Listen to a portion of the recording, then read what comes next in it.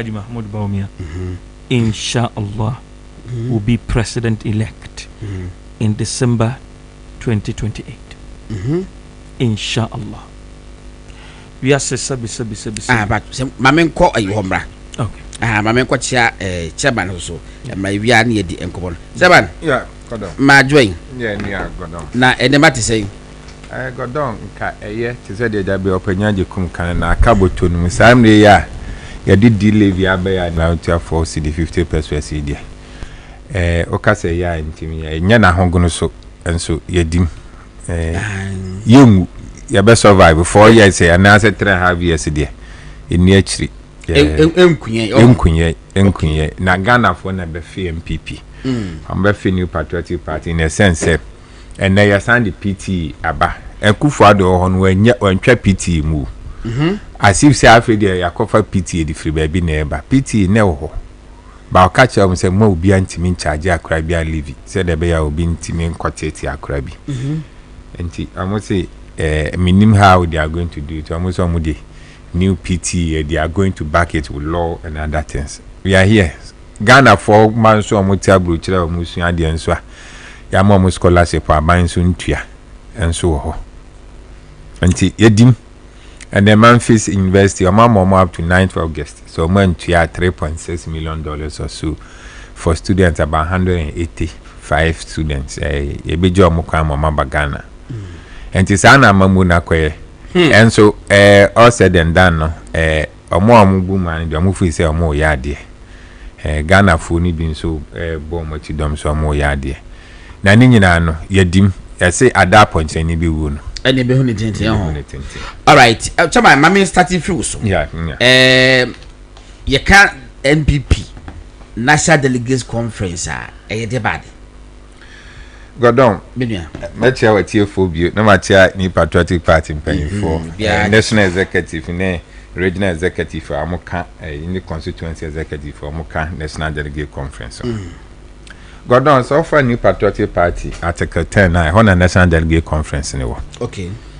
And he said Okoshe Article 10.2 na 10.1 no okay 10.2 no be ma on qualify for National Delegate Conference no. Okay.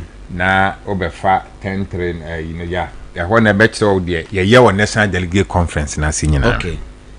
Na National Delegate Conference he said there me kan no a steering committee no and as a national chairman and a call for National Delegate Conference. Okay. Now national chairman no for National Delegate Conference. Now National Delegate Conference no a annual conference and then the highest decision body of the party. Okay. Now unim the man basa no the man basa no bia no ye after elections. Either we win the election or we lose the election no. I say ye ko na party mpanyimfo omudi anim de course and bebu akonta. Okay. Sana etrimupon na National Delegate Conference in here. Okay. Because already our steering committee and the one national executive committee are mona a day-to-day running of the party. Until after elections biano National Delegate Conference ba. Now go down the ama anyway my member board ye wo ho no. Okay. Enti ofa steering committee no afa national NEC no afa national executive no afa regional executive committee no afa constituency executive committee council of elders 15 of them external branches 12 of them TESCOM representatives patrons and founding members at the time I signed away you know omo and the former National Delegate Conference and a party okay party parliamentarians omo ho nyina so ka ho and say you are by more ministers MMDCs nyina so ka ho any that's right enti omo na former National Delegate Conference. Okay. Now the highest decision body and I say omo ne party ni say offer free form a omo ne empanyifo kese pa omo wo soro. Okay. And I say omo na ye fa adwia eyi etibu pode say the decision so no omo na ye decision so no bi ni dey it is a constitution amendment it is there now can there Frank Davis chair no and there be a report from election review committees ya the ba no more bobu ho anti constitution amendment ni mostly and I say you know hopper na the cracks of the matter no. Okay. And the say agitum and I say the amendment of the banning na in Sakaya more the ban new constitution in no said national delegate conference in agitum and san yetimi dia ye adwuma. And into that time be a year after elections no. And to say agitum wie na ye new constitution na afei na na constitution ya de bebo party ni ho bra. Okay. And no and a confa January is the 7th election na near person presidential tribe bearer no na enkofo me am of abuacheja akone other people no more can wasem say I didn't know you put the cart before the horse. I didn't know you national delegate conference no yeah the constitution ni ba afini a date for that but NEC no and as a steering committee NEC it was NEC that made that decision say beto presidential elections no in January and this almost so ewo asem kan national delegate conference no enso betimi atiem ewo sa election na so mbeji atum because as a DKK no na the highest apex of the party and this NEC ye decision na some person move over 10 e ho so etimi over 10 and as etimi maintain. Okay. Na ne sa no so nkyere say ye gi NEC for etumi afiri o nsem wu. Okay. But NEC ne national delegate conference na se. So enti no sa na ade na kwakwe but godom Agyei bu echina ni na de chinye arava ni echina ne Saturday ni akwa ebiso abakwada ebiso papa official ne buy. Oh okay, welcome. Regional officer constituency okay. So sana a party constitution ni kan ena sa ena international delegate conference there minim the bema obi e de akokot minyan tiase because you see you reorganize it you rebuild it ni enta say be recapture power ya no ye back no die I think 2008 die no na I think 2000 but this team minyan oh remember see but where I think where 2009 the trade fair no yeah that's right. But in essence the national delegate conference is all about reorganization. Either you win power or you have lost power.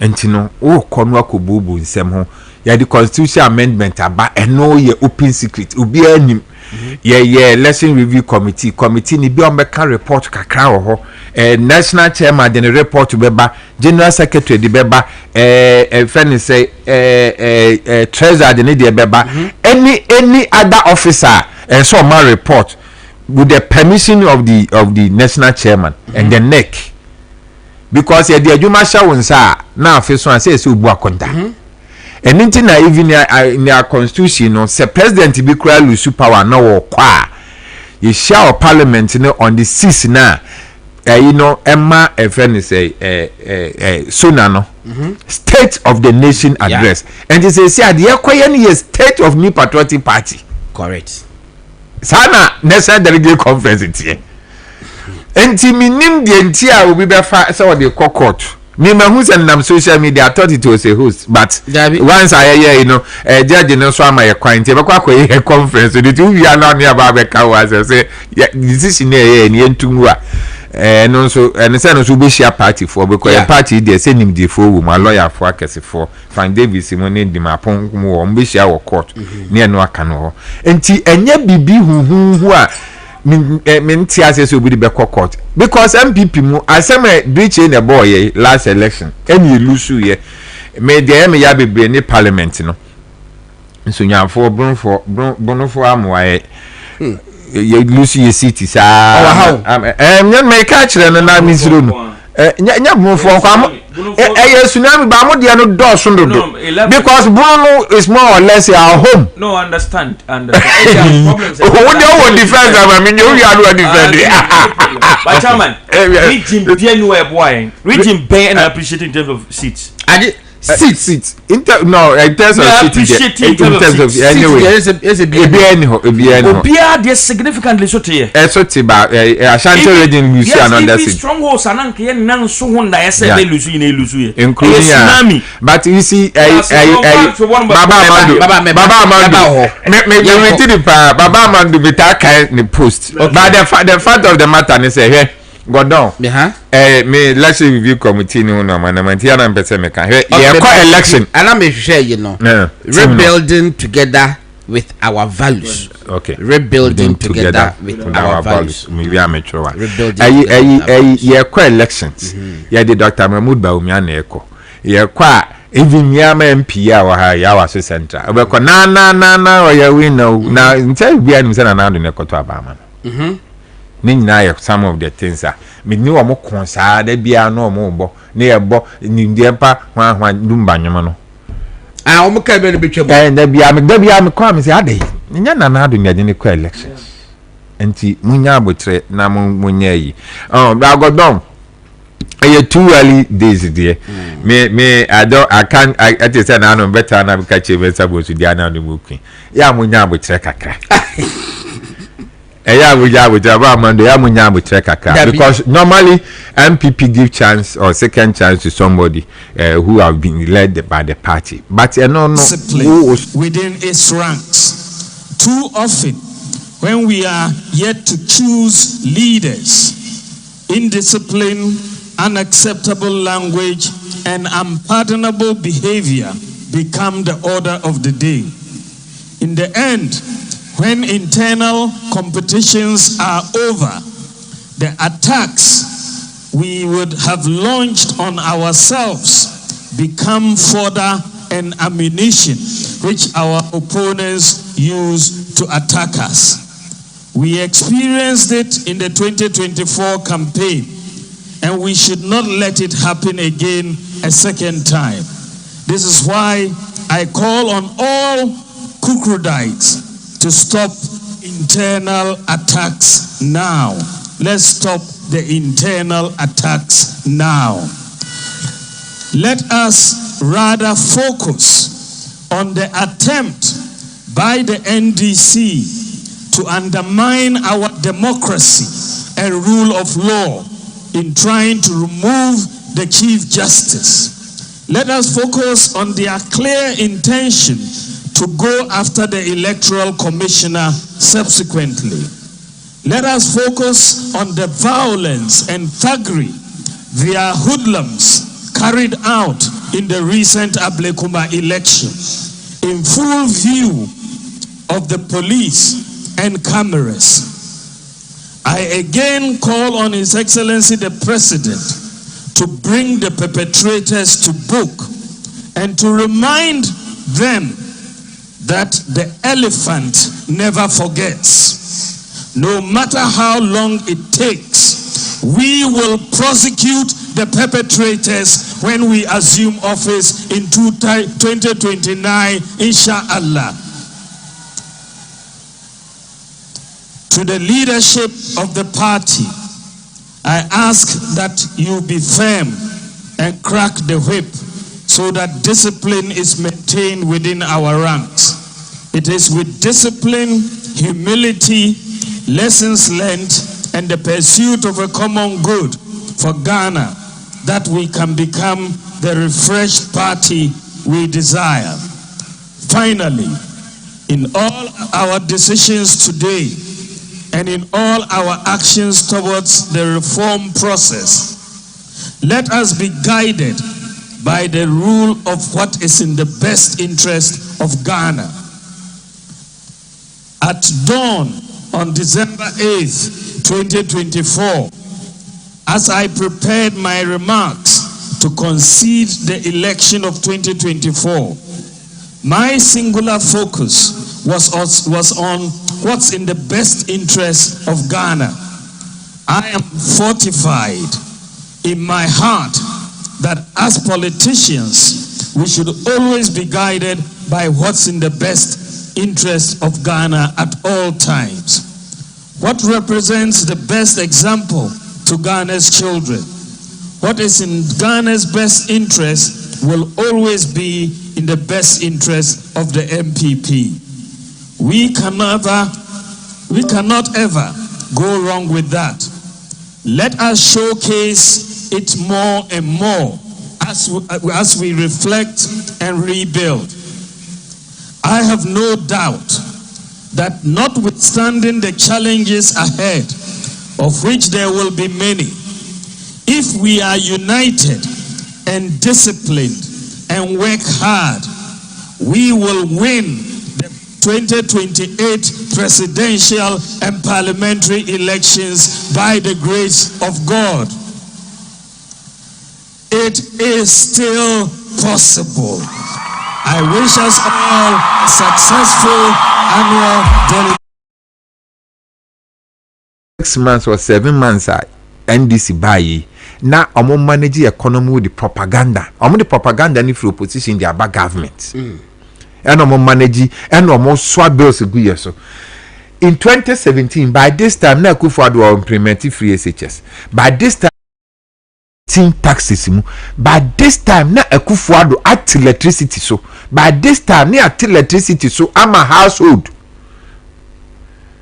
In 2025, by this time you chia force the 50 pesos per a gallon of fuel. By this time you are to electricity 17.5%. By this time you are to water bill close to 8%. This is a buy yet home. And here some of me are normal ye near Timisa say kasa Emma Ghana 40. Mati, I was for Chamakasa new love and now Mutene Kano.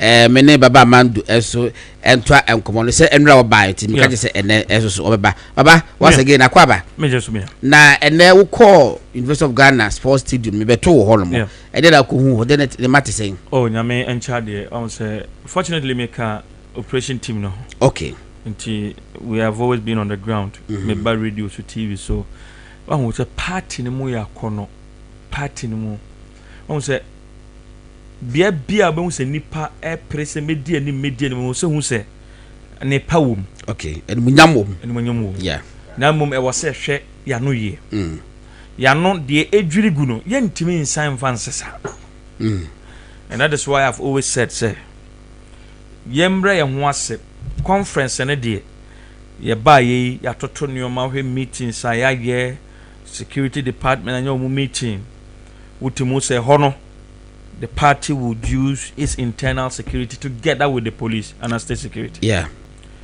You be saying ya more protocols wo ho. You will more handle logistics. You will more handle the technical aspect no. Ye bibia say ye be make sure say shoke to be kra nya den. Emma.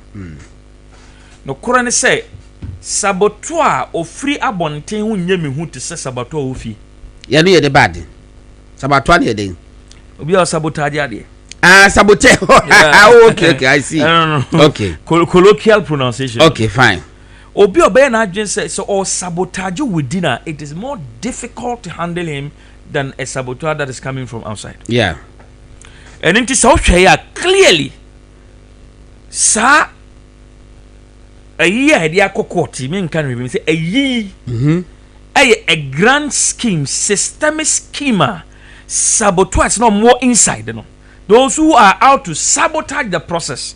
Omo pesa omo say bibia after ka ya bo ama communicate akọ e dey information ya ye arrangement for buses atua o. Wo se me dis aboni we. Dr. Muhammad Bawumia dis aboni we because I know. Na omo ma kanon so your guess is as good as mine ba ko pen bet be dis aboni we. Na wo ye sa na ye den. Man bisa why go down man be san you with me I what na to also but you know your guess is as good as mine ba ko pe and the bet me ati sa boni we but yes chairman can sembi o see yen na ntem ne ntimi nyina endis for kon o ma failure ne I was talking about Galamsey President Mahama nkasa national security ya chine national security for mu Galamsey nso na ma settings president Wajimi ya frofidi sunfo nsem no amanfo tim po na amem na komo ni se o basabasa ya be ba ne ya kan pipi ya nka enso bibia da din obi ko good hu anim aso ho a ne ono anenim obi akofie a na akɔhwɛ de ɔkɔ sɛ de osi conduct no ho ɛwɔ saa conference na ase na ko yie ma wa o conduct hu yi a wa obehunu wa conduct hu yi nso a wa obehunu ti wenye obi ne bɛka sɛ obi anya de na obi ya de in general yehunu sɛ bibia aye kama bɔkɔbɔkɔ ama asomdue nso a na yɛbɔ ho mpae no aba bɛkɔ so a Supreme Court any Kevin Taylor anama otu yɛbɛka ho nsɛm ti sɛ amanfo bisa sɛ ɛne sɛ Supreme Court na bie kwa ato sɛ Honorable Penofori Atanso a na kisi ajaben yɛ sɛ ɔno nso wa declare no wanted wɔyɛ fugitive wɔyɛ hwanhwane no ɔno nso ɛsɛ ɔfa ne ho die ebisɛ sɛ Kevin Taylor mpa Ghana nya no so mfa so obiara no ne dia nso odi atem no mpo sɛ Supreme Court atumi ama na fa ne ho dia na obi abɛ finance minister wɔ Ghana ha ma ɔman nya no so mfa so ɛna ɔno de ontumi ɛmfa ne ho ni ya na ɛno nso so ɛyɛ nsɛm a ɛwɔ hɔ CJ Chief Justice a John Mahama ne NDC fo ɛhyehyɛ ɛwɔ dem so mbeyi na di a ɔmba mo de yɛ adwuma no Catholic Bishop Conference afi ɔmakasa sɛ mampani ohweye na de ɔyɛ no ɛne nsɛm betumi de nema basabasaba ne ho nsɛm bi ebi busa sɛ enti wɔn hyɛ adeɛ na sɛ John Mahama hyɛ adeɛ ase no Catholic Bishop Conference ɔmo wɔ hene obi bɛka sɛ better late than never but ɔdɛnti sɛ mo tena hɔ a ma de no ɔmo kɔduru point bi a ɔmo sɛ yɛ nsai ansa na mo de ma no betum kyɛ sɛ Ghana for kan na ɛnɛ Catholic Bishop Conference wei Catholic Bishop Conference wei nti na fei ɛna mo ba bɛka bi ana yɛ bisa da no a John Mahama hyɛ ase sɛ ɔ tu maame no ensem a akɔso de maame no bɛka yɛ nyinaa mo atena hɔ yɛ hwɛ ha ma nɛ edu point of no return ɛhɔ ansa na mo bɛka bi na kyema ka sɛ de ba yɛ ka bi ana si statement ya mo issue yi no emfaso wɔ so anasɛ emfaso ni so ɛno nso so yɛbɛhwɛ ho asɛm na yaka of course they say enche MPP omo ebebie kwan ato ho ama wani ompese omo epre flag bearer position no nyina no omo anya kwanya ahye omo dwumadi ase ɛno ho nsɛm so yɛbɛka party man sesɛn dana yɛ call Legon no conference no sɛ wo hwɛ de call so a party man kyerɛ baabi omo gyina party man kyerɛ baabi omo pɛ na meyɛ wani a omo kɔpre no bia ebi anka de esi da no anka mesa reverse me notes neska kakra me wo no me de akɔhwɛ me nananom nanso agya papa bi ne kan sɛ sika bia ne de ɛyɛ ebo ani sika ne sɛ ɔde bɛkɔ presidential prime minister na wakɔ chairman krofo nti de besi bia ɔbɛyɛ nti ni nyina nso ɛyɛ nsɛm a yɛbɛhwɛ na yaka no ɛna nwumre yi koka ɛwa ha ɛne no ebedi dwuma ɛnya ɔno nko a ɛna nwumre yɛne no ebedi dwuma ɛwɔ ha no mo yɛne abɛma kwasi botwe junior esquire sɛ esquire no ba de no sɛ ne ho ayehu kakra nti wone ne kasa no wa hwe yi a adi betumi ayew nti yɛgya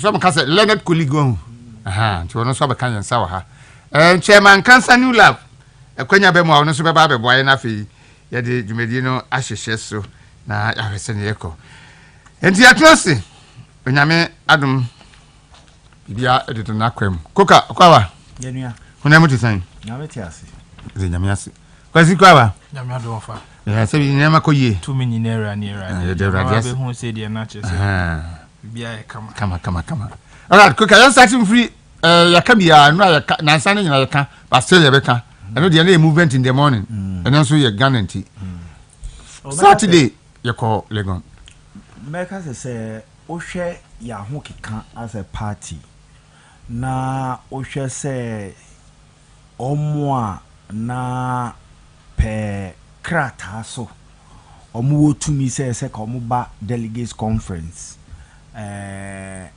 little to 5,000 any organizers name penimfu awum a course stadium Legon University Stadium now hwe nkrofo a edi dwa ɛwɔ abɔnten ne nkurɔfoɔ ɛbɔ ɔdɔmpem wɔ apɔtia na bɛka sɛ party no ɛyɛ abufuo ne na ɛwɔ mu ɛna nneɛma bi a ne ɔyɛ kyerɛ bi a me ɛwɔ aban Nana Akufo-Addo aban mu a ɛkɔ awie no ɔmampɛ ɛne ɔyɛ kyerɛ ɔmo yɛɛ ne asɛ ne abatoɔ no kɔɔ no ɛna ɛma abufuo baeɛ no bɛnyɛ sɛ obi agya party no anaa yɛgya party ne nsansa ɛwɔ baabi ɛna wohwɛ sɛnea Joe Wise led committee any the various subcommittees sɛnea ɔmo keka ɔmo homa a yɛhyehyɛ deɛ kɔɔ so any the ntipa nhyehyɛ ne kɔɔ so a ɛyɛ review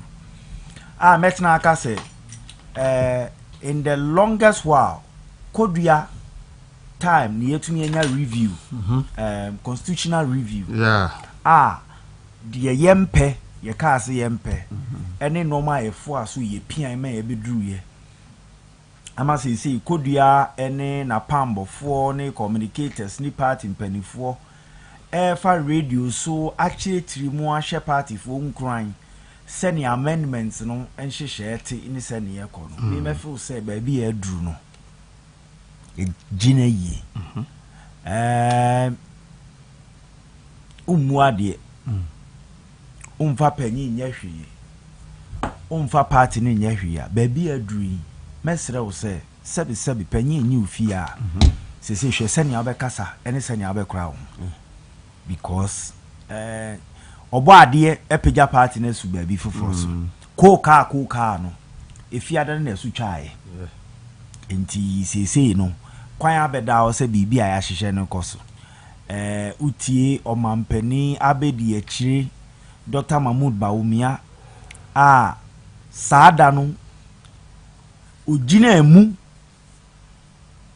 ewo mre a former president Kufuor any former president Nana Akufo-Addo eni ho ono a Dr. Mahmoud Bawumia na oye former vice president sa ye statesman sa eye the flag bearer okono 2024 elections kwambe da also obekasa ene nsem okan ese yenyai me free ha we free ha me team account any internal ntokwa ni normal na ye no because there be beba na NDC eno ene be your mantra any of campaign message o hwe senia hawa kumsin Safia any mafufro ni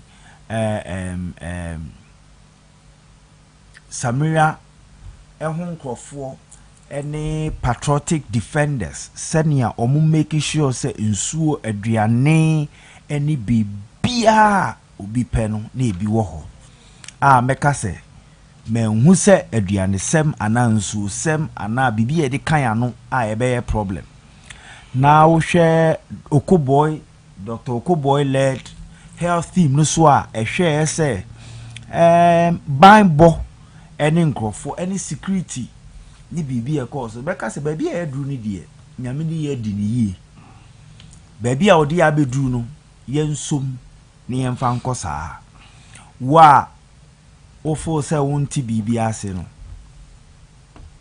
ye party ni share starting from polling station polling area constituency polling station electoral area electoral area na aba abedu yes constituency na aba regional baby a mpanimfo baby a wo hwe amendment na wonti ase no ben obi no nkyere wo mu baby a wo fo say wonti ase ana ayo nekese kakra no buso obi no nkyere wo mu yenhwe ye kasa yemmo party no ho ban nyenka nsempa na party ni ntumpo Dasebre. Alright, Kuka, every wasi. Kwazi? Dasebre. Damu na kwan kubi. Na mo papa. Very good. Very good. Na me mo fit Thursday na ka. Mo bo adwuma no mo ya I happen to be a member of the Grounds and Operations Committee. Oh, nice one. Me wo fit Thursday no Friday no Saturday. In fact, Friday na ka me do fe be 3 o'clock. Hey.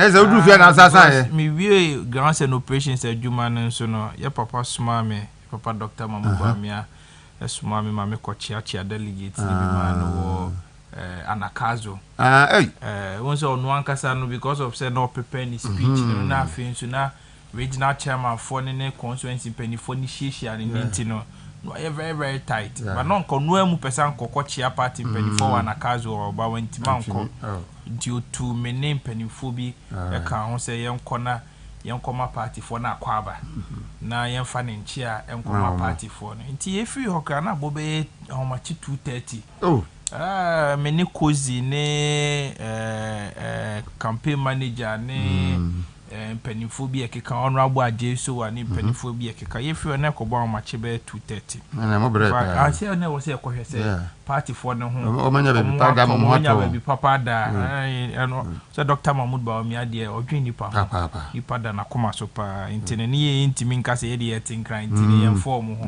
e betina ye ba bi adwen ho da bi omna omoye ya hoho wo say suma hoho nti ye ko hwe omo make sure so bia ye okay sana ye kofi tenyume de mamefa konye so na menchia menu akuka na menchia etiefo ne omomohwe wo YouTube ne Facebook ne MPP money fiti polling station level kosi national level ye chiu bibia movement TV de ne movement radio de no ana Ghana 40 no ana 40 ha no biati e bo 57 o'clock obia eti Ghana nti biati de koso ye chiu bibia na am say na no Saturday no so no ma me hu say senia nkofo bi esi ka MPP assemble say na MPP egu MPP ya da forms so Dasebre ya da forms Kenya no ebai uba uze before Saturday no tie say na ne bi ne mo ka MPP asema uba fi MPP na egu anu no and MPP ayesi ne in fact ya MPP for na beauty say na no music MPP asema ba Saturday no me hu say MPP gina ne na so MPP gina ne na so pa answer na me concept ne so ma me fa konyo so na me mbo ye general secretary abaso in fact on a party the training yeah dear pa about the organization no hwe say na niema esi koe na wa yeah dear na me fa abaso bokese enso enkoma na nabi a national organizer MC we my social media a lot of people are not really happy with Nanabi but you see the fact is that irrespective of how we may not be happy with him, no conference win why organization now nipa ya dia o say there are few things I mean my kind of social media me hu ni ade we are saying me ngini so bia ye perfect me ngini so bia wo no ma obi a wo ne nan so obi a wo ne de enti Nanabi nso definitely onye perfect human being but baby a wo say oya ade no see a bona basu baby a onya ade nso ye be kama ne hu say na we dey atwa yi but organization ne dey atwa yi o hwe ana sound quality no ye good o hwe stage no ye good lighting ye good ndia akoka mo na ye professional people but me so baby ana metin me hu say na nyoma ni bi wono ma ekoyi stage no so ye hu say nipa bibrebe aba betena so ni ade perfect because obi abekasa no ko no time when stage o ma ya utumi say we die intimi dem hu ni say ebi opposition e koy no so amo no so osua ni mistakes inti ya party fo ni bi ye di empanifo na tema me dem sire ye nya abotre men ka say by force pe obi asem on pen asem you can criticize him but senya ya ye besi criticize almost om ye nipa omunso na ede ye ombeto si nyankopon kwa ni nipa ontimi ntosi wo wiase but omoye nipa yi de moda nipa so anima omudi dom anim ne de ede ya omobeto si but omaya de organization of the program ni ade na membo the Frank Davis committee so abaso committee na call around ko jeje proposals ni ade Dr. Kuamwako Dr. Antoinette Tibudakon Honorable Kojo Ponkroma Miame boss chairman Frank Davis lawyer the chairman of the committee Honorable Ebenezer Nina Nate former MP and secretary to the committee Miami lawyer Idi and voter regional chairman Wanyamu omuni omuka omubo mu eye adwuma over 4 months engage various stakeholders omo engage former president Akufo-Addo, engage former vice president Dr. Mahmoud Bawumia Miami boss, engage honorable Brian Champo, engage former president Kufuor, engage the honorable Ken Japo, engage honorable Joe Gatti, engage a whole lot of people, honorable Temensa Bones, or more party nimino. Ye nim say omu nim de honorable Afenyo Mark Munia, omu engage a whole lot of people in the party. Omu wie no omu proposals no omu CV about 300 plus proposals. Omu wie no omu CV so ba about 55. Etie ebeje omu confirmation every any approvals free party for her ewo conference. Into omu ya there I was say a bomb abaso.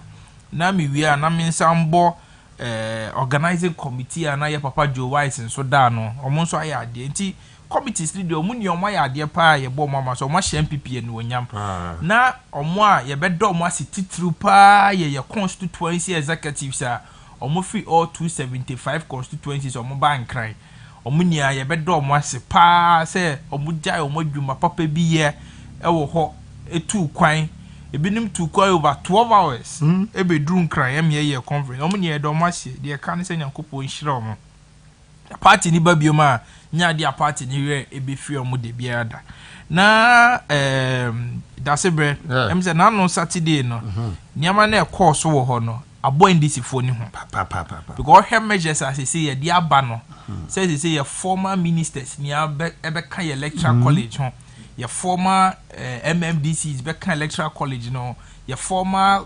constituency regional and national executives back electoral college ni ho not just say measure bia say no party no enya hoode agina ne na so nti ya de bia abo NDC fo ni ho na program fefefe course yi ni ano emisansa na ebe course no na ekebi ni mu nko anka ma program ni kamba so we e free say national council take date ebinim sam fa kwan bi so esam eko ema national council sam ko hia ebinim se president Kufuor kra se ya sideline no later ba out a video no kra fake video ebinim se president Akufo-Addo se ye ntwe no person baby president Akufo-Addo the statement by say men ka na me kra no me send me goodwill message nti no me de men ka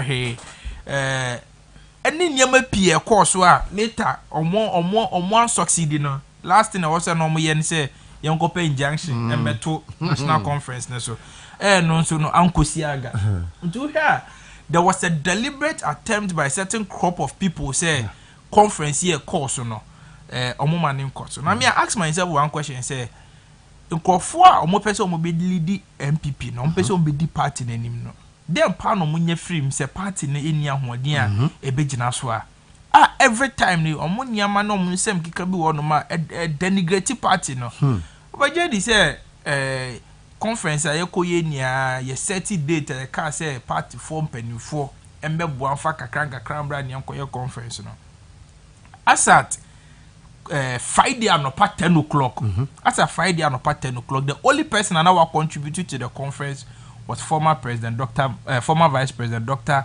Alhaji Mahmoud Bawumia. As a Friday at the conference, was a Friday anopa 10 o'clock.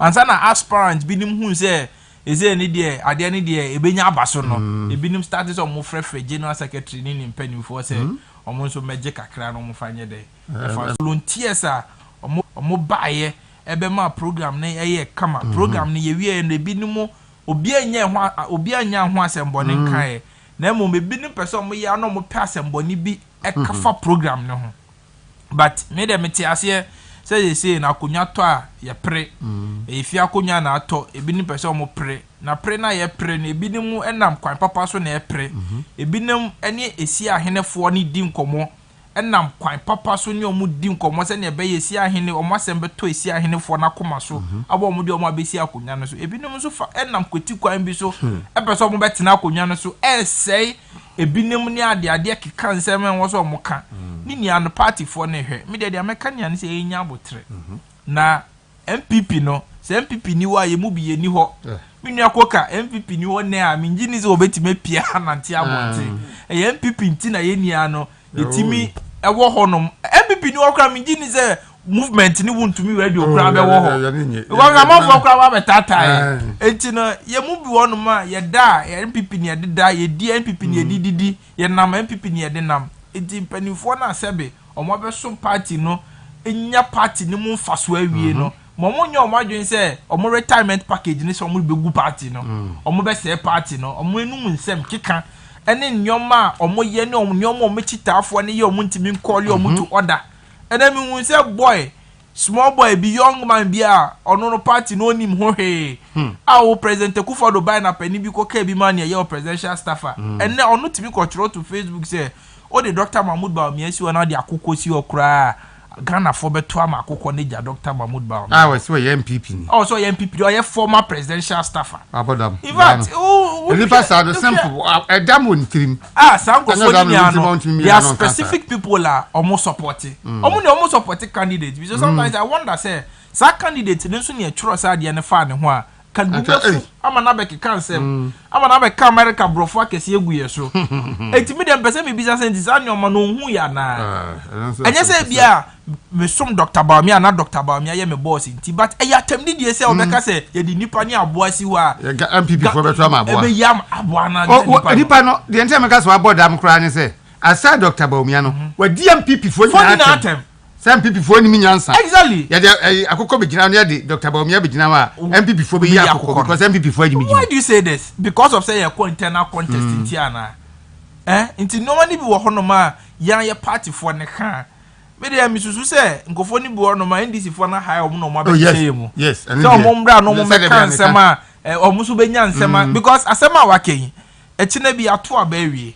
minim say Dr. Mahmoud Bawumia bewe ni anase delegate Dr. Mahmoud Bawumia mo bono mutuma na ni NDC ni ebetina muntumi ni e ka NDC ni betima refer say na mo kura mo former presidential staff akura no yeduma wo NEIP kura say Ghana for ye the Dr. Mahmoud Bawumia si wana say be the akukọ si wa Ghana for be ye akukọ omo num asem na ye de be ye campaign na 2024 election ye hu bi omo num asem ye de ye campaign tia intimidate the American say ye party for no munya butre ye fia konya na aba beto fia konya soto a enye etuo ni agyan ne kasantwi ne ye de kwotena konya no so momfa kasa de at the end of the day delegate no eti omonum kasa no so mo kasa omo ne epe a ye de omo beba delegate ni tie Dr. Mahmoud Bawumia num kasa wo conference na se ne omo kasa wieye no o si from wo tie de ne sambone chese fans are onya ye na utimu say when you be atem he didn't insult anybody for him to get that kind of acknowledgement when you be atem into their message say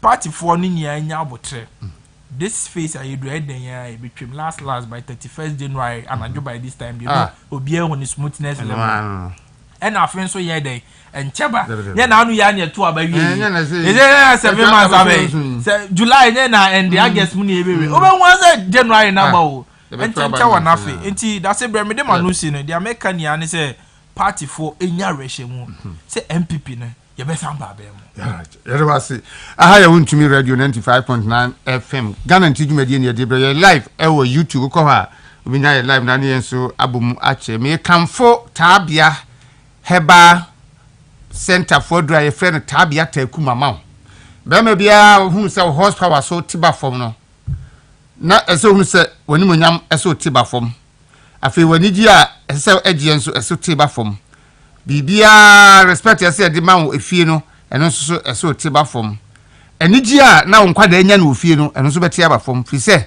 wantimi anya adwuma ni yie am na nso oba nani a ade akyi a na odi ho abufu akose nkwada no so timi so ye be ma no ahode nso ate a tabia takum anwumre ye kamfo ama ye de turmeric and flaxseed black pepper ginseng ne ginger na afrafra ye eye adwuma o mementim ti kope bi na tafre ye tafre we ye mene na ye nnum ye tafre na o tafre wi a abonu se de ahode ni be se asa ba bi obi be tuntun ado bi abenya tabia takum ato o pe bi atua no afra 0243 686861 na waje wo de o pe home appliance bi ato a Ghana ha baby ba ko na se ode wani kire Hisense home appliance bia say air conditioner, air television, home theater, washing machine, microwave, blender, rice cooker, electric iron, gas stove, electric stove.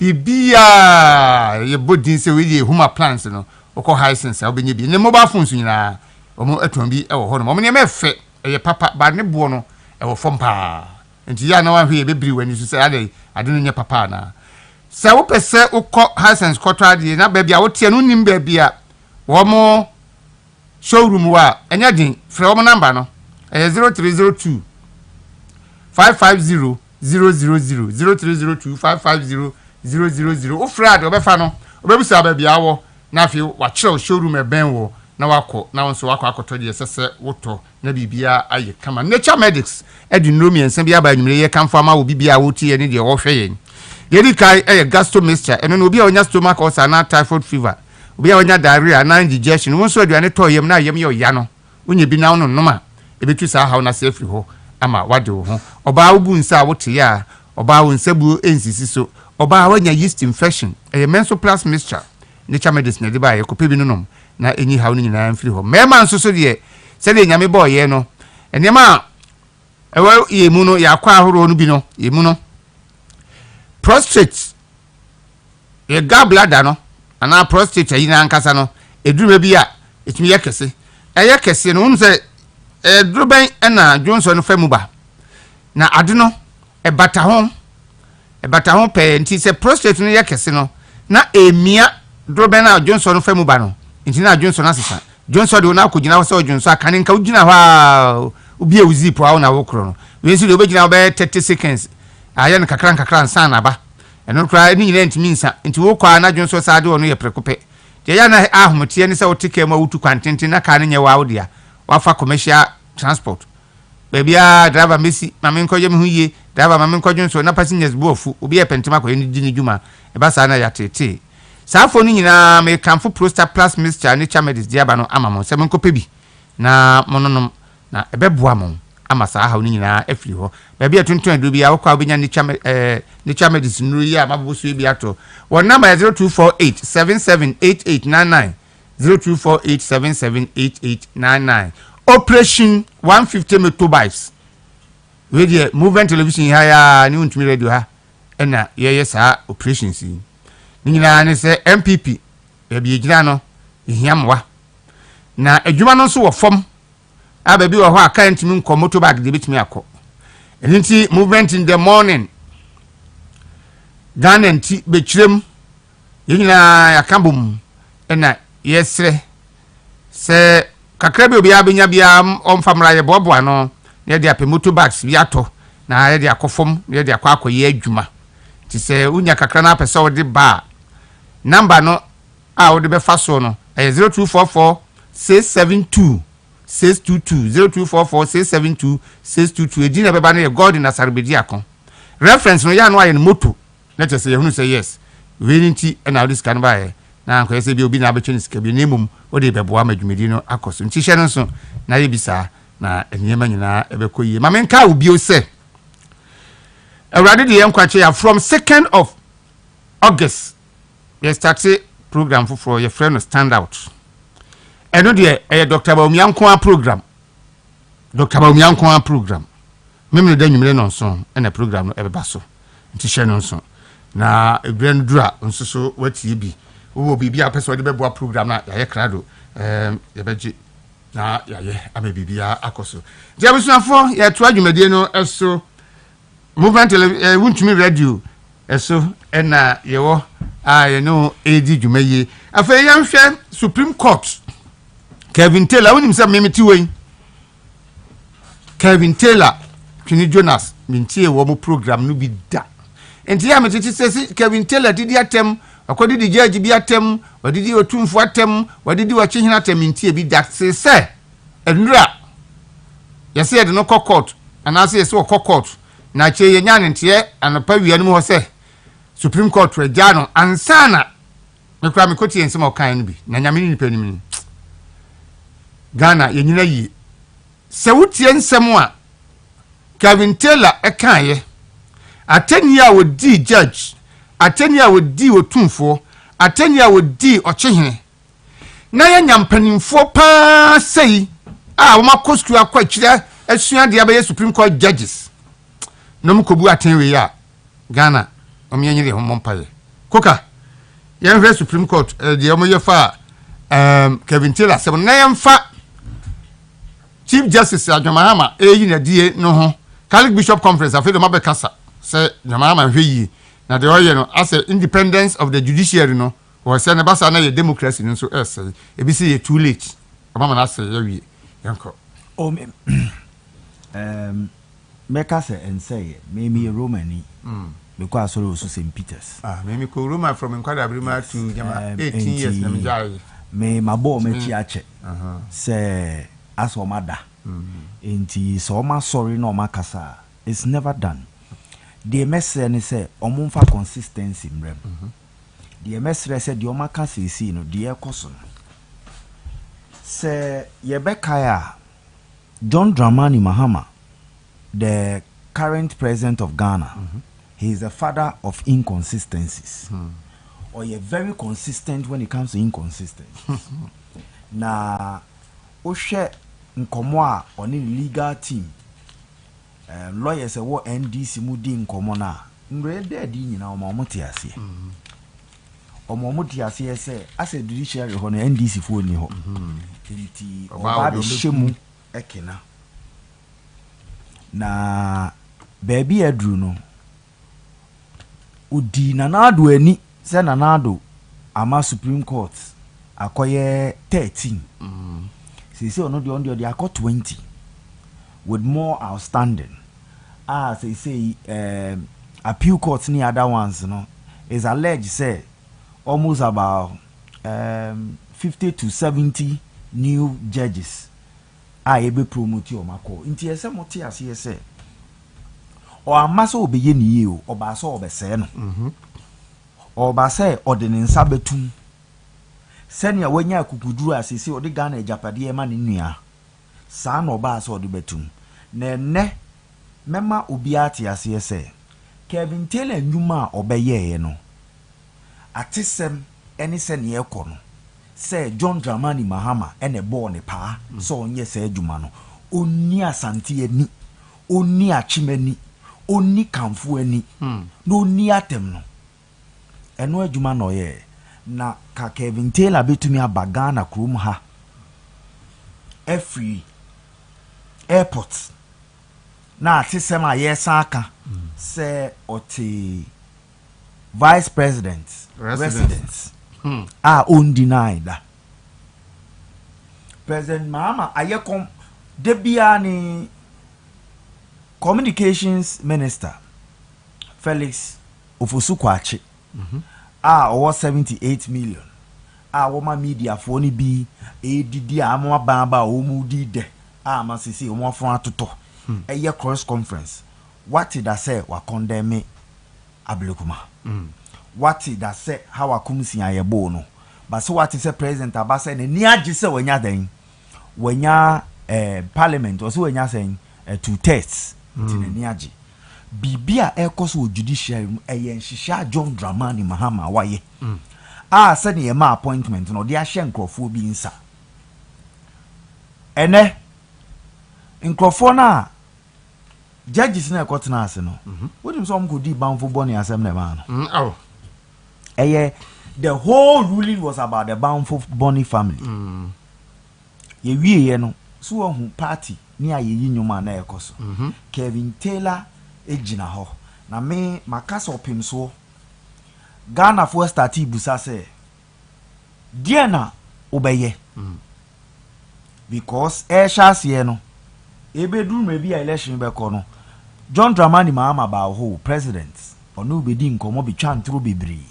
And ne waba ben mu mo ehu de eko Chief Justice opem so won ka ahwe wo hu nkofo yeyi o madi wo adwuma mu opem so won ka ho hwe wo hu opem so ye hu se bibia ede gold and sense sem no o invite opem so wo ye ja e makamfo wo ye ja wo ye ohine ma santeman opem so ka bibi because o ma e di abene o ma ko wemu na ye di watem na omu defend o na won ka hwe ni ye di o mani ni ye yesi a opem so otumfo ye wase esre wo se me yente wo ne men yese atisem na ye kan se ofo ade o ye ni nyina so because me nyi ni se ofo aso otumfo me nyi se ofo aso ye bibi na santima me yo de hye ye bibi ni ye hu se ye wo agya bi a obi di ye nsa kan ya obeka bi amaye because enne baby akamfo adru no ye di ani opem so ebesi sen se mampon yeyi MCE yeyi hoho on free krom kroma koka ahoho no eye dede ye demonstration opemso nana otumfo mebu mu kase mesrew kasa ni entiewu because John Dramani Mahama afawa down fufa ahun di asantefu ani di Ghana fu ani the course we judges here by yenim say omo job description say bibia Mahama person omo ye wo court wo no omo mfa mra na nto no omo nye de be Mahama de das aga say koka eno kazi afa yankai am say Kelvin Taylor sense media seba meka fa on say on say judges no omo na court le yo mo dia na the kan ye the CJ or ye the boss of the judiciary and not the leader of the judiciary judges ni nya ye din obi anka ho he omo ye din ama executive no e repeat the judiciary and the members of the judiciary they are quiet. Kelvin Taylor edidi judge atem say be wajimi onim nyansa ye kwasia na ye issue arrest warrant on so na court na judges ne say omo be yi warrant ne free no so onko free a me dey say one make say waiting concern musa na me dey man edidi mo atem me dey me eva me ho be obi si ye so say obi di judge bi atem a judge for no be ka say o match no ana mo dey yam office na politician e decide say obe scandalize my office no by using ways and means and politically predetermined and orchestrated agenda to remove the head of the judiciary. Maintain judges and magistrates for they have an association. This is a Ghana Bar Association. They haven't said anything about it. President Mahama is almost succeeding in removing the CJ. You are quiet. Somebody has scandalized the court. And the judge at them. Afraid judge ni names. Na judge no ye na adwuma wo. Nse bia o ti fi. O ye na adwuma wo. Na meba adwuma na judge ne ye no. So o ye na adwuma. Ye didi na tem. Na se ne court ne si nipa no. Ye ma ni nko free a. Me fam ho be. It is their court. Yeah. And if they want to open the floodgate for people to have the liberty and the license to scandalize the court, I don't care. They can allow that. Tomorrow another person will go and insult another judge. Ni anka say president ne da ho. Say no dey cheba for. Enti mo so mo today dey cheba for. Ebe ba mo anka sa mo so. Ebe ya mo. Enti no mo dey mo si mo be allow na ya scandalize court na. Kelvin Taylor say me ke serious than muntie 3 asem. Serious than muntie 3. Me say judge ye na dwuma o ti be free judge ne say be o jimi for nim nyansa ye kwasi ampani. Na judge na issue arrest warrant say come and show cause why you should be convicted for contempt. And a contempt in a in the first place, what is contempt? Contempt in what was any bear, young Cassentia court, young Cassentia judges, young Cassentia the sanctity of the judiciary. Yeah, and can no, your castle be a judge. Judges no mono sabi. London books near the idea. Judges no one first, no more mono. Among folk who is on Momun Kenny Pahun. Because you barely see a judge. Now so today, and then only the judges, never can recognize them as gods. Yeah. As nyame. Because yes, some judges. As I say, crowd. When that's son in them. God, no master near be see as so no money. Money as for every alomo boom. The gods have descended and they are supping with men. Oh, and the gods not descended.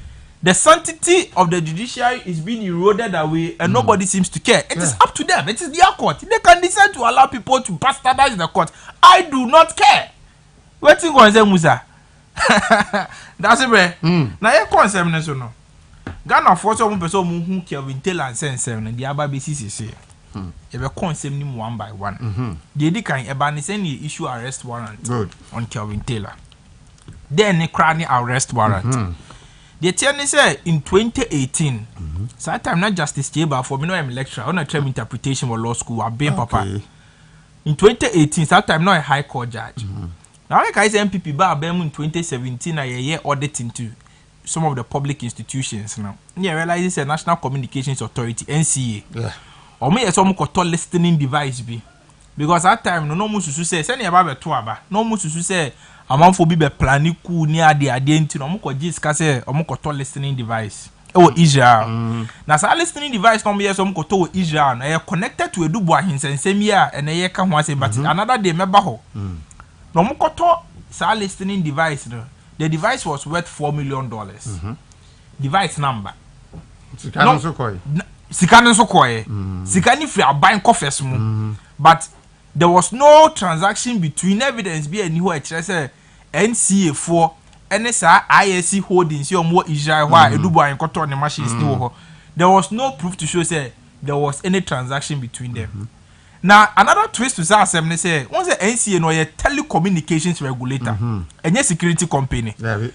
A telecommunications regulator by law, any who quite or because of control listening device they are with man for course. Yours is to regulate the telecommunications.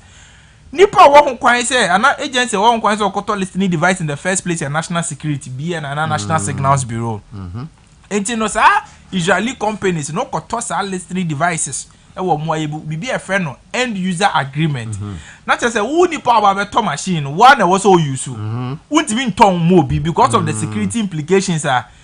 Just imagine say na Dasebre also ye billionaire na when you scam man tino o koto listening device akosi with them na man for your course and now it's not ye ntormal nti I was say wa koto no one na be use and it has to be a security or intelligence company and the MPP for ba be mo ye audit and realize say NCA for no man koto machine na mo diska no and ye do omko gina court ye do omko gina court na ye omo director general Matthew Teve na ye omo board chairman Eugene Bafuboni na ye national security deputy national security coordinator no NCA board no friend Alhaji Suleiman Mumuni ena maame ba ko ka ho aze no ye board secretary so ne friend Antena omufo ni ya ejeli omunia na no ya I think 2020 mu ho baabi ena Abuginapo ene Damango ahemfo no kopa Chairman Alhaji Suleiman Mumuni say nkoye wonsa won President Akufo-Addo man the pardon and President Akufo-Addo man the pardon before the 2020 elections. But all these 4 persons were convicted because of the NCA scandal. Eugene Bafuboni ni nua ene the current CJ. Now you convicted Eugene Bafuboni no na omunia omu papa ene ye the founder for Radio Gold. You convicted no and na Kelvin Taylor ekwatena ni station so and the judge ni see ho judge na wa convict Eugene Bafuboni say we di o man sika no justice Bafo na di ni see ho super no e free judges ni name say no di na term e kan say ma me repeat e wa ha na na judge no e filing for contempt and I say e chain for contempt and o catch Kelvin Taylor say ombra court ho no so emeye de emeyi na no ade denti a odidi judges na tem say that not abrochire wamba na judge ni issue arrest warrant say nyana yenchiro ye kasa arrest warrant e kire say court na hwehwe court na to nsa frɛ o say omba enti ni yenya wa yenye den yenche wombra yante na mba 2025 aban sesa ye yi CJ free ho acting CJ naba acting CJ no ye dini akotum no ye dini akotum ma Kelvin Taylor ko di judge corner term no denti judge corner di nua ni tum no Kelvin Taylor ba court o say judge no enkwahye arrest warrant no say arrest warrant na ye dia to Kelvin Taylor so no eni ngina so bia e wo mbrem enti ni ye yin so ye enkwahye no e na court no say e no kre na ye be kwahye na evi say ni ngina so bia wo mbrem now tie court no decision na court ne say tie court ne ruling na o say judge no justice Bafo issue arrest warrant on Kelvin Taylor no when tie na no asem Ghana for tie ni yo o say judge na tie Kelvin Taylor no asem na judge no be tie o no asem if you don't show up in court in the history ye issue contempt and I say you issue bench warrant. Me, I have never seen a judge or ma the Nipana issue bench warrant. And say, because your friend Oba and Kaya issue bench warrant. You do buy any do remind the present. So what I say? And to know Uba no about the church them then tear me for uncotum. Okay, say election 2012 petition. Rasa me okunu say John money bi ni me ka ho a ye che omo for contempt e dem ko gina on omo ko do court on Saturday na contempt applications are net you then ye do be na one question pen na judge ni be say I didn't dem yen for on ko to afiase we do court na tem into ho no o be so justify I be justify say my lord man di court na tem say me kai ABC dey yen jira so court na sa na mo ye me proof ni and as I say my lord we dey emotions na me dey kasa man kasa yen ti fa cheme na court ni ye dey no ma di achew enu bi na Sami Okumu ni akoye ya court ni de chew mo na ki ye invite say John mo ni Sami Okumu na nkomo anko the next remedy is that a contempt warrant to an arrest warrant to be issued against you because you are in contempt of court. Fine case. But you see, decision about, do you know the implication? The implication is that Obia ye issue arrest warrant, Tetia will be answer arrest warrant. No. Say ntiew, judge na ntiew, asa na o issue arrest warrant, na sa arrest warrant no. Ninjina so bia won brem, null and void and of no consequential effect. And by extension, Kenoforiata, a man in Bagana, Kenoforiata shouldn't come because by the ruling of the Supreme Court yesterday, by extension, it means that Kenoforiata's arrest warrant now OSP no issue you know, which means it is in contravention with the decision now court no the aba and run. Inti Kenoforiata as it stands now no, obetima ka arrest warrant be under the because court in the answer now be issue arrest warrant on Obino. Just give the person a hearing. Kenoforiata wasn't given a hearing. In fact, on no cry in the case of Kenoforiata can on no cry requested for a video conferencing for him to be given a hearing. Where's Piniso on Tieno? So decision now about it say is it no why a be issue arrest warrant or to be you have to be given a hearing first. Yeah, my hearing and not just say a mugu.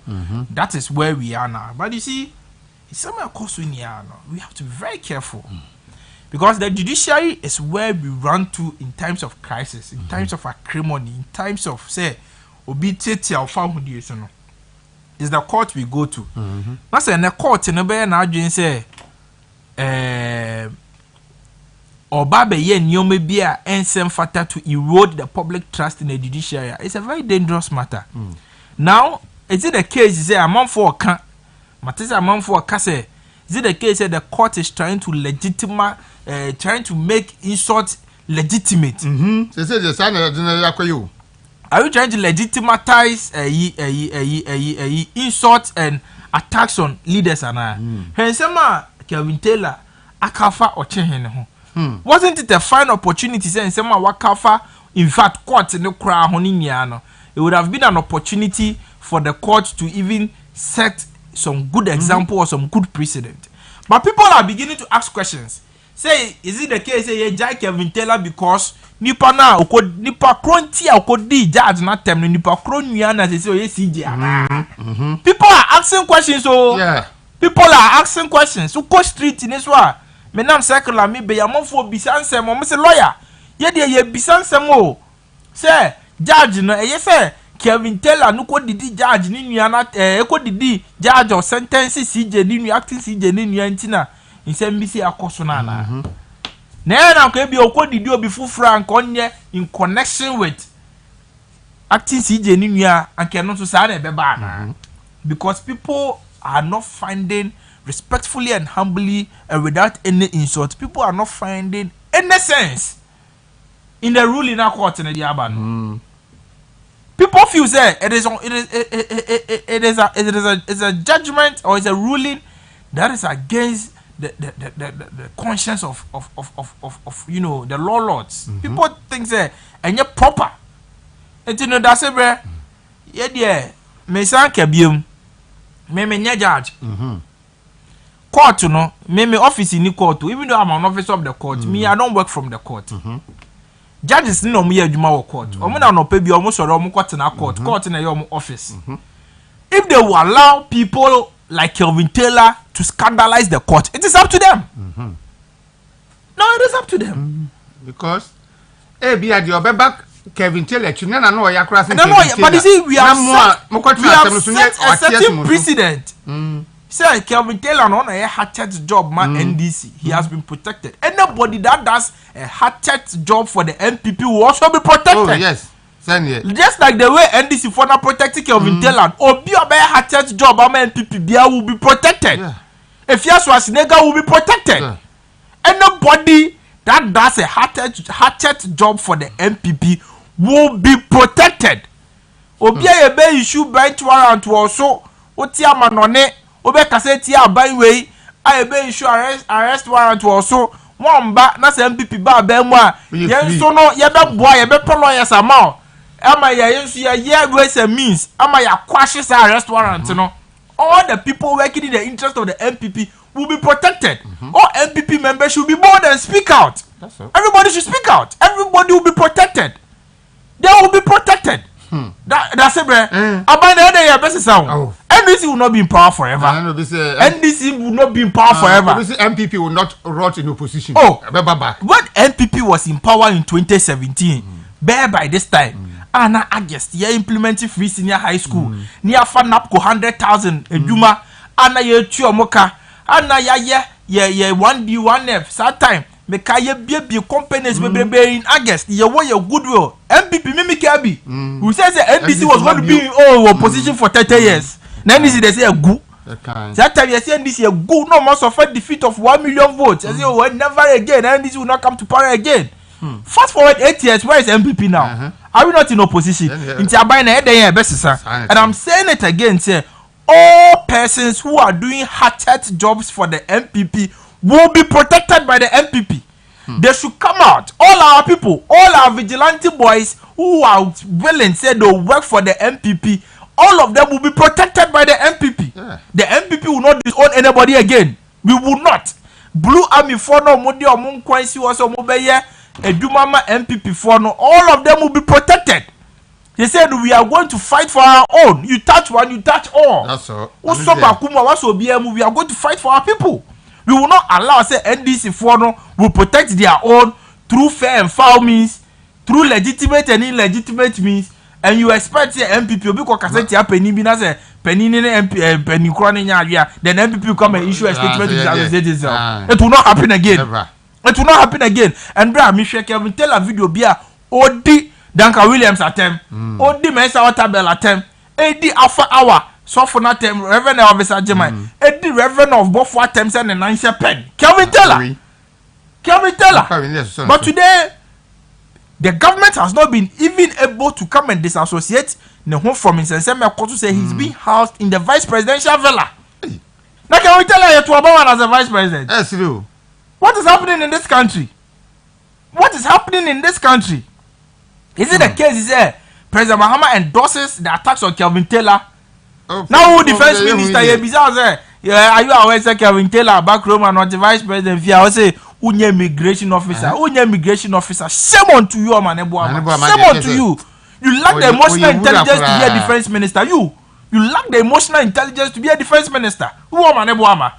Yeah, bizarre question at a press conference. Na Kelvin Taylor also unye immigration officer. Now the defense minister, are you not the one who is supposed to protect the territorial integrity of this country? It's a terrorist being a hero of my name in the immigration officer. In a proper jurisdiction, if President Mahamo is serious president and Kabanaki, you are promo as a defense minister. You are promo as a defense minister. You don't merit that position. Defense minister. Obia bo my name na journalist for bisa question as unye immigration officer. Now nka wanya na ma journalist for the moment bisa. Now why na security briefing? Why na security briefing? That's why me security briefing. Who that's why we security briefing. Who yeah bisa wasema we say unye immigration officer. It doesn't make sense. So clearly you realize NDC four way no. They are bent on resetting the rule of law. Resetting resetting the rule of law. And if they want to reset the rule of law, the MPP, we will not engage in any illegality, but we will protect our own. We will protect our own. We will not entertain the attempt to say NDC 4% of the silence MPP fund. We will protect our own. We will protect our brother today. We will protect our brother tomorrow. We will protect the likes of Efias Schwarzenegger today. We will protect them tomorrow. We will protect anybody who is friends with the MPP, and we will fight anybody who is enemies with the MPP. You say enemy MPP, you can't bomb. What about you are with us? We will protect Okateche today. We will protect him tomorrow. We will protect Dasebre today. We will protect him tomorrow. We will protect Godwin Asarbediaku today. We will protect him tomorrow. We will protect the road today. We will protect him. We will protect Obi Biara avoid the interest of the MPP at heart. If NDC for etime protect Kevin Taylor waiting me di otum for atem and MPP ni ben we di asante no usuro kra. Usuro. MPP ni ben we di oche ni atem. Never. MPP ni ben we di sofu mensa otabel atem. But you have the likes of Kevin Taylor calling him names and MPP Babema, he has been rewarded with the vice presidential villa. Hey, is that how we want to build our democracy? Yes, sir. That's why MPP ni na kwaka bibi dia. Nkiyama beche no. MPP ni na kwaka bibi nkiyama beche no. Ananka MPP mpanifo trust statement say omo disassociate omo. And I'm sure they did that in the spirit of good conscience. Yeah. Say nya ye di bu man, ye nya ye chichire man. Enti ni ye hwa mo man no aye den akoso nti obi ye bibi kra no ye MPP ni nkura na MPP for betwe na so. MPP wanted to lead by example. Yeah. But NDC for mo aban ni ma kire so mo no mo mfa bogenye so mo mfa ye ho. Omo hu ye nkura omo fi ye. Inseme na Mugabe ma say anka wo krom ha. Ene ya appointing as board member oto. Dagro. Ye me na ko diska no. Board member oto. Na te say on didi na funu mu hye. Onu timi ka Monday no onu ti ho di ba omi atem. Timi ka se ba omi a ye say ba omi atem and ya reward no. MPP for we will be selling out our own. Moses Abonko so organizing macho man for na me say man be akra me je me salary am pe percentage ama Moses Abo. Yeah, ba kwa yeso munya de nke ni be ya be pela MPP for ya be pe mabunu ya be pe mabunu omunya dwuma nyanya ya be pe omunya de be security company. We are coming to form a private security company to protect the MPP. We are coming to protect private security. You have established a private security company to protect the MPP. MPP Invisible Forces near the idea in your brother say you have a friend Patriotic Security Limited. That's all. You have a private security, you have register. You have a officer about one matanasi. Omo you want to from MPP home by. No. Abayne so power omo no omenya national security aye. Omo ne de ombeko BNI, omo ne de ombeko Yoko. Omo e bi de obi abehye agency no. Agency so the NDC ache yamamu no. Omo ache yamamu no. Dr. Baumia is in support of it say MPP is going to protect our own. That's all. MPP will not throw our own under the bus. MPP we are going to the next Dr. Mahmoud Baumia MPP led administration. You go for money omo kabi ma MPP nya Dr. Baumia. The good thing is that he knows everybody. That's it. Brother, be okawa say onimo. Eju ka say MPP aba mo hu obi so ko lobby ama. We will protect our own. We will never allow the NDC to destroy our base. We will never allow the NDC to demoralize us. Okay, say some NDC for the year nya targeted some person dey demoralize. They want to demoralize us. Say in 2028 no come to nature say you see the NDC has realized say MPP we are here together. They can never win an election. Never. So their strategy is that let us demoralize these people. Let us break down these people. Exactly. And they know say Kelvin Taylor can't say me share man for people. Obi a onutimi didi matem. Obi utimi didi matem. Onya wo besi wa anyway onu ukunu ada. Onya ye bra kwabna du bo ahia semba ye. TV betena ni TV no so ni TV tantan no so ka say ne kwabna du bo ahia eni obi da. We any obi da sabi Jimmy Kasa say sabi Jimmy Kasa say ni asoso ne so sa wo kroma ye hwe no obi sa o nansa bi ani ni trim TV bagana near the vice presidential villa mano obi sa national security na bon ho ban. Hey, is this the kind of presidency President Mahama wants to lead, or President Mahama himself is not in charge? Or is it the case that he's a complicit in all what Kelvin Taylor was doing? Is it the case that President Mahama was a complicit? Is that the case? Obi otimi didi mbatem didi ahimfo atem didi asofo atem didi president atem o president Mahama now crow didi watem ka hu bi next when nipa ne ba Ghana he's been housed in a full security installment as the villa of the vice president. Just say ye share the kutupa. He's been energized say on come more enti amanfo Dasebre area. But me, the same make a chat to me and say MPP will protect our own. That's all. From Agyei to Zembela, Obia Kasama MPP Bia have the courage, have the boldness, have the temerity to speak against the rot the improper things happening under this administration, have the courage to speak against it, then the MPP will protect you. Men we will protect you. Once you have the interest of the MPP at heart, the MPP is going to protect you. And once you we have to put ourselves together. Now the media have been bought. The media is against the MPP. Civil societies have been bought. When there is a civil societies near President Mahama set up an advisory council, a civil society advisory council. He says civil society MPP for say President Mahama set up a council. Presidency at the end of every month be a monument kakra. They say that is the second chamber of the Council of State. So they are benefiting from the executive, and so you don't expect them to speak. Never. And you know, civil society say nkaya asem maye, media for nkaya asem maye, ye media for na ye won dey protect you omo. Abo makon ya asem maye. Ye sika kakra na ye wono, ye de be boa wuntumi for abo makon o masem maye. Yesika kakra ye won ye de be boa ye police station communication officers, constituency communication officers, regional communication officers. Amo makaya semamaye. They say in the MPP we have to put ourselves together, and our leaders must be ready to listen to the grassroots. They must be ready to protect the grassroots. In fact, one of the reasons why I like this general secretary is because anytime I say a MPP ni bibi no he was there. To me he was there. Reverend Tim Fojo, quickly he was there. He has shown commitment.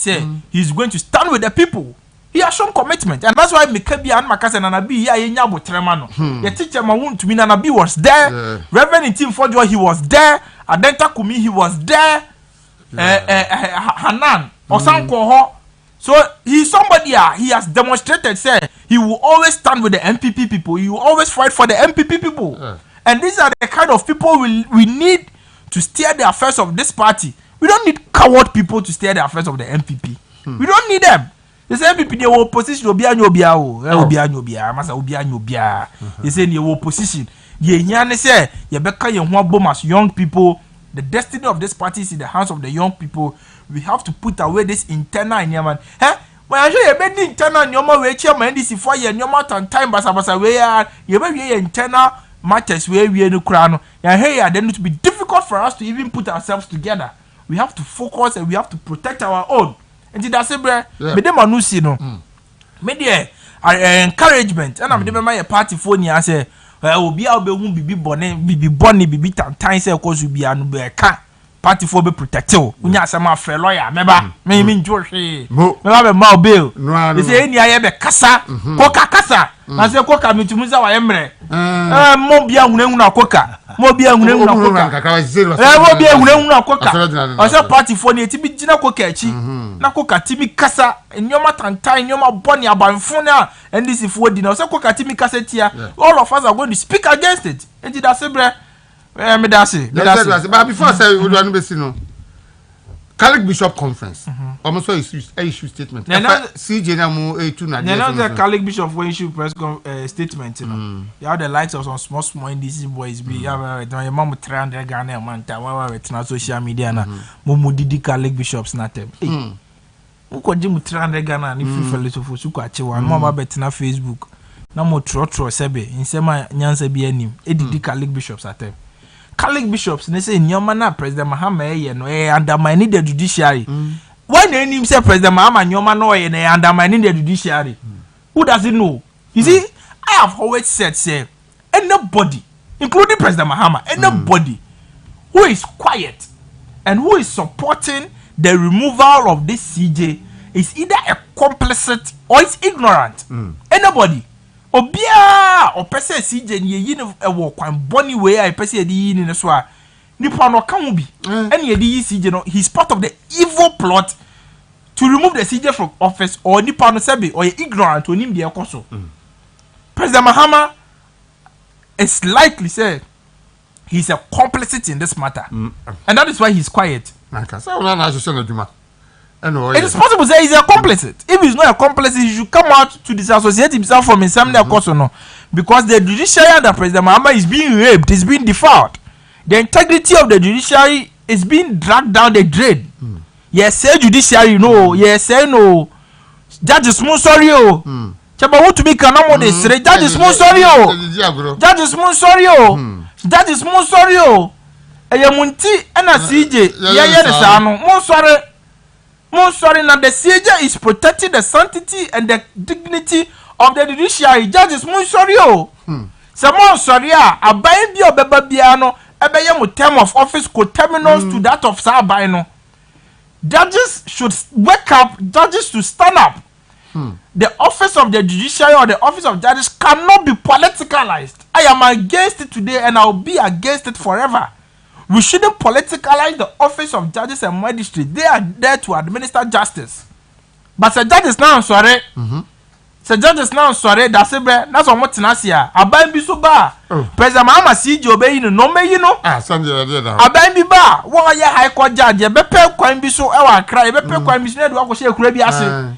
We shouldn't make the term of office of our revered and respected judges co-terminus to any political party. It is not proper. We have to stand up against it. It is not proper. What is happening to the CJ is not democracy. What is happening to Madame Tokuno is not rule of law. What is happening to Madame Tokuno is not good governance. It's proper. What is his pleasure? Why is President Mohammed and the NDC so obsessed they remove the CJ? Why? What do they want? Then I'm going to say Kevin Taylor and some yes. Because the CJ in our Kevin Taylor this nonsense would have never happened. Yakujana Sonko. And he or ye nephew. Now you zombie for Yanya or maybe you zombie. And the car say young car no media actually near the more essence near the Makugu. No more Abaye bidding Abaye. Yeah, it is very clear. And the American say the judges must protect themselves. You see, the judges must protect themselves. Judges no more sorry. Omo sorry I can tell her because we are the money to form. Omo sorry political parties because we are the money to form. Judges no sorry. Judges no sorry. Ghana for judges mo sorry o. Ghana for judges mo sorry o. Eye munti na Kevin Taylor e de justice chamber for any me atwitwi form. Ene ye de justice chamber for any me atwitwi form. Wa kan se man afa justice chamber for hu afa ni hu adi. Supreme Court say you di na tem o say we di na tem. Ene justice chamber for na china e be justice koka. E china e be justice Dasebre. Dasem ketua. Yo. That was everything for untumi radio 95.9 FM Ghana ntijumedi ene ye de brewo no. Live YouTube. I can't say operation 150 motor bags. Because we ha. Ninyina ene say ade ene say aban bi beba party no beba power na betimi aka say me so me contribute bi na party no timi ba power. Me so me ye me from de kakra. Kitwa bia nsa. Na me de me say MPP nyame yadoma Dr. Bawumia be flag bearer no be president. Dr. Bawumia one person and you remfi ade. You remfi asem. We ade man 1,000 years than trim. So bibia obeye bibia boa party no. Wonso so no party no remfi say obi eni wa wochi ewo a ode ntomago pepa nensa otafere nensa. Enti ye kakra ye de apemoto bags e de akoma ye nkrofo a womo enso so ewo kronkituo no mu no womo de aye adwuma aboa party no ti kakra bi abenye bia no ye omo number betimi dia faso 0244 672622 0244 672622 edin no God in Asarbedia na obusa reference na reference no moto say be ya be say yes we dey order ba say fa emeboa moto adwuma no kama na bibia enkoso ya da mo ase papa. Okay, ya to aso na your break kakra koka enna ni nyan nti yes parliament akwa asetuna yo ECOWAS parliament wo ho I don't know Ghana fo mbi minority fo nipa majority fo nipa afeli yes nyan nti yes majority fo na akoyi minority leader osahi na fanyoma kan film se amman nko ECOWAS parliament ni bi ntu onhweyi ene wanko okwa asembeto no eno makofa ni deputy ana Patricia Piaji say onko maame no so ono so onko because untimi nkoyi obi firi ho na kan chen say ono no kwa brempa wo ma na mane oni na anwene ho ndi saade no onye die NDC fasha say ye say de no person mo kire me ade we ba mabusa ensem baby because na me busa say ECOWAS parliament NDC for dia mama ECOWAS parliament John Dramani Mahama wahu ye ka settings since John Dramani Mahama be president speaker of parliament Agbamgbagin how many times no city this year how many times say Omanya Domina Manabro. Say Juma no didi agro, boje na ketua. And enyo no na ye kan say ye pe ni health lawyer. Enyo na ye kan say ye pe ni health status. Yeah. Any sika or say travel expenditure. Be seen won't mean for my. Right. But of say Ghana sika any papa de to meet na ho eye de ope. E true. Say time of about parliament. Me maka chance the moment to sa papa to be a do abama no. So he can't be sitting there and be doing what he wants. Obi na na kufa do no say we powerful sin no. Number 3. So bet me atu kufa do. Na ni mu ade. Who is Agbangbagbe? Who is he? When we oba then that way. Apart from parliament, dear papa no di na bra boy. Enne obi a yato ne so aba. Wo parliamentarians ne ye ba kuma wo bae na wo ba be tiro nipa kro bobre ne eno ani se na ame Agbangbagben ye di ma yen kai wo no ma wo ye na wo ba be tufu wo afutu obi afama wo abutiafo ye mama asem na jinsem. Does he have the rights, the moral right, constitutional right so be kan de o kan ye no to take decisions for the MPP. Say ye munipa do mo call ECOWAS parliament ni ye ma we nko. Somebody who frowns on violence. Their cause who are blame. So ye wearing muti no more kan. Was he able to condemn it? Or to be can be found. Agbangbagben. But me a futu am de be ma. Me start here free. Mahama yarega. Enyam parliament ni epe bema o. Ye epe bema wo boko ni krom ho. Ukrom ho a oni John Dramani Mahama amako na ginsem no ho ne yehia wo. Ye ka bema ko kire o mema se. No timi ko. O se wongo. Hwe. Ko si wa bro mba buru no bekunu. Ye ka bema ni de ogina ho eye mema sem na ma sem sei. Where Gbagben wa ba wa be ka sei. Or the 3 months back akosa ne ho yare. We need men, not old men. We need wise men, not position-driven men. The Omaye no nsunsanso bi ani so. Na won say Patricia Chirom say unity is one. And no na de MPP asema ye ka no. And no na Patricia PG honorable wa kire ye no. Te odo nsaka ba ko an odo nsaka ye nyina.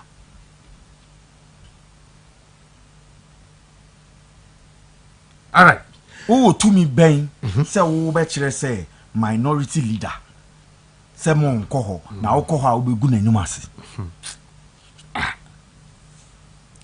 Onkan who say 2028 nyame ya adom na adom domye. Obetina ase no a witness bibi. Obe witness what is called governance and leadership. Not self-appointed leader. Now, it doesn't speak well. That is not a true leader. Penimu, and I didn't know ye example. A shisha noma, a manoma. Now, peso bequa, ye were quire ye faso. Yet to about Uncle kind constitution, what it says, how somebody becomes. Just say, third speaker, no, your parliament, and any pressure, no more parliament than one. Governance is continuous. Aban ejuma no ye nyina omo parliament opposition any minority majority ni minority and a boom and a government government. That's what I'm does. So Edward lawyer yeah part ECOWAS parliament what you meet now cause some more you be ECOWAS parliament you see NDC for no current NDC for no much show Raf and Yamaki. They are intimidated by the personality and the character of the expected Honorable Afenyomakin. And almost the pace at which Honorable Afenyomakin Ekwana would the support of his caucus now, he will overpower and overshadow the entire majority, 189 MPs. He will overpower all of them. So what do they have to do? They have to use a tactics as our tactics tactics. If any divide and rule tactics. What they have to do now is to divide the minority caucus. How do you divide them? Divide them saying a Juma was a Afenyomakin, Honorable Afenyomakin, yen farmer the deputy. So you realize say yes MPP for na said your money nyansa no maka mo aboma anka half beka say I Mamia Patricia PJ enko ECOWAS na half so aka say there be ora Afenyomakin enko na ka papa ye caucus. That was their plan. But nyame o hata sure eni ye maame Patricia PJ nso na nimbre ade no se da bi mitimi Jimmy Penny akonwa saa obi anim say e ba na ECOWAS parliament a ora Afenyomakin or a lot of influence to the extent say otimi kura the ECOWAS parliament kura eye den eba winiba the ECOWAS parliament aba oba mu wait me enti na they feel so intimidated by and no musro say hey ora Afenyomakin power ne respect our consolidate wo ECOWAS parliament oni de okita musa ade a eberuga ka nyemo mo ye wo Ghana ha no okwa ECOWAS parliament o be ko ECOWAS parliament for na manye because ECOWAS parliament ora Afenyomakin deputy speaker ho he's a deputy speaker of the ECOWAS parliament because he's been with them for a very long time and what the ECOWAS parliament practices na say and you know I don't even know why Abambabi won't be so big in fiase. To the extent or no person MPP4 because the slot is reserved for the minority caucus. ECOWAS delegation now in the past 6 now was ECO. From the majority caucus, they have 4 people. And he is on the committee, also on the delegation. Roxanne Dafia Mekbo is on the delegation. Honorable Millicent Amankwa is on the delegation. And then he's what delegation, so I've forgotten his name. Honorable Zenato Agyei Rollins is also on the delegation. PP moi, you are not on Prenkwa. And the minority leader. And the minority leader, Mupe say, Muyin and Namodin deputy bano. Na Ahiato no one second deputy speaker of parliament. On one second deputy speaker of parliament. I don't know Munya Ahiato no Monfa, Boku MP never say. Ayari Gambe show. I don't know speaker Ankas Ahiato, you speaker of Ghana parliament. Into your ECOWAS parliament Agyei. Nama Ayari Gambe de Enkobi. I don't know one can say. They are obsessed about the personality of Honorable Afenyomakin. And they want to find any possible means to break the front of the MPP in parliament. Because already packet 2A.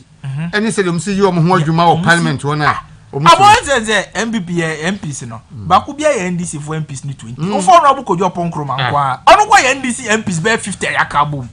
Ono wa pon kroma. Ofo na oye NDC MPs baku 50 ayaka bom. Because sorry did that na so kasa the analysis, the finesse, the intelligence and the way we see articulating the issues now. NDC MPs are able to articulate issues on go jo pon kroma. And so I'm here. Even though we are the minority in parliament, our views are always the majority views. We always make superior arguments. We always make better and superior analysis than the majority, caucus does. And they are intimidated by the leadership of the minority caucus. But me, all what I say is that the leadership should remain steadfast. The leadership should remain committed and true to their people.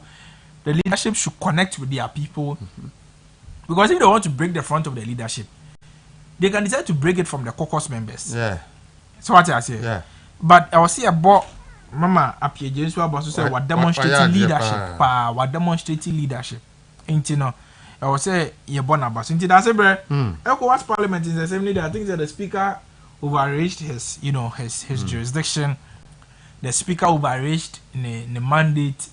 The speaker sought to break the front of the minority caucus, which has been resisted. Vengeance. Yeah, I mean, vengeance. Or Supreme Court in sense. Yeah, it's true. Vengeance. It's true. Vengeance. It's true. Now more research here, minority leadership is what come. Hey. Anyway, all right. Everything for I want to be radio 95.9 FM. So, and you did Medina a baby. Now, Mrs. Victoria or many while so fair. Yamau Achin, Anya Yamaju, and then me Quampi plans so oh hey free Dubai. Abawa of Abawa Radio and it's Mugabe and so UK. Munina so yadamwasi na nyame ya adwuma ya ka UK asemi na mame enkai wo se dwumadie bi ebekoso we eye North London Youth Wing ombe youth festival na sa youth festival no was back to the basis any team Saturday yeah the 26 July 2025 at 4 p.m. at Wembley Community Center, Fairfield. And see, Munshanoso. Na Mumfamoni, Enchilem, Mammo, Northland in Inano, about us, men can say, Youth Festival, no, Basso, Nameyadma, memory da, ya idea, May 26 July, and me, no, 9 pepe, let's say, Bibia, I don't know, Cremo. Namia Duma, Minim Tamwa, electoral. Commission Beshe say enko akwatia enso akwatia wo ho MPP na General Secretary e kan say omaye battery ready for akwatia omoko bo mu seat ho ban onsa akwati koka akwatia by election so say nyam hu kwan party ni for first way candidate yeah necessary yeah ahombo yemfa honu enwi baby a Saturday ya bedru no mesre mpani for say me imagine trend say omunye primaries animu ya yenye primaries because kakra ya ye any visitor ya visiting the war for Mr. say abrantie bi e friend David Daniel Nyame on friend de Nyame no de Nyame okay on as Okra United Front our ground so ya there say in terms of mobilization or and Akwatia is a seed you go retaining to say sorry for what happened to Ablekuma.